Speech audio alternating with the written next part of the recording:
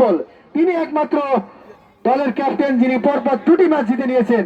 তার মনের অবস্থা এবং তার জয় সম্পর্কে আমরা তার কাছে কিছু জানতে চাচ্ছি। মিলন হাবিব, দলের ক্যাপ্টেন পাসিয়া কিংস। আসসালামু আলাইকুম। আজকে সকল দর্শককে সালাম ও শুভেচ্ছা। আসলে প্রথম অবস্থায় আমি টসে যখন জিতি আমার ব্যাটসম্যানদের প্রতি অনেক কনফিডেন্স ছিল, যেহেতু আমি আমার কনফিডেন্স থেকে দেখেছি যেহেতু আমার ব্যাটসম্যান দ্বয় অনেক নিচ পর্যন্ত অনেকগুলো ব্যাটসম্যান আছে যে কোনো সময় কামব্যাক করতে পারবে।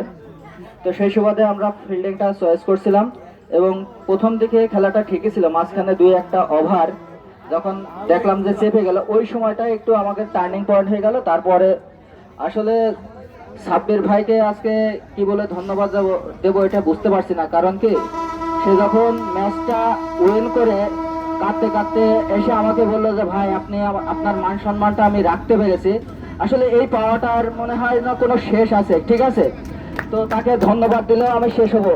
তা আমি যা বুঝতে পারছি যে আমাদের টিমের প্রত্যেকটা প্লেয়ার আসলে টিমের জন্য খেলছে না, আমার জন্য খেলছে। হ্যাঁ, তো এটা দেখে আমার অত্যন্ত ভালো লাগলো যে এই প্লেয়ারদের আসলে ঋণ আমি শোধ করতে পারবো না। যে প্লেয়ারটা ম্যাচ শেষ করার পরে কাঁদতে কাঁদতে এসে আমাকে জড়ায় ধরে বলছে যে ভাই আপনার মান সম্মানটা আমি রাখতে পারিছি, এই আর কি।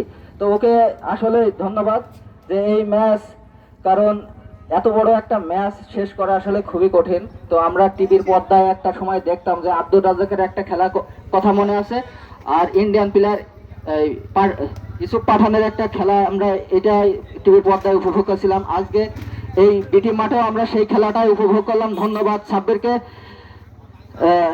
হি is a great batsman now this tournament and this moment.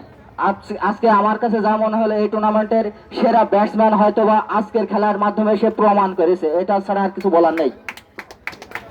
অবশ্যই ভাইটাল মোমেন্টে 9 বলে